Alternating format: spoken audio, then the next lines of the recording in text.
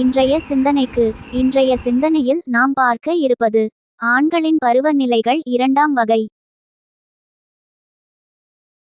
ஆண்களின் பருவப்பெயர்கள் இரண்டாம் வகை. பிள்ளை குழந்தை பருவம், சிறுவன் பாலபருவம், பையன் பள்ளிப்பருவம், காளை காதற் பருவம், தலைவன் குடும்ப பருவம், தியோன் தளர்ச்சி பருவம், கிழவன் மூப்பு பருவம். ஆண்களின் பருவப்பெயர்கள் இரண்டாம் வகை. பிள்ளை குழந்தை பருவம், சிறுவன் பாலபருவம்,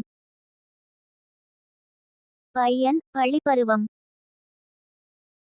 காளை காதற் பருவம், தலைவன் குடும்ப பருவம், தியோன் தளர்ச்சி பருவம், கிழவன் மூப்பு பருவம்.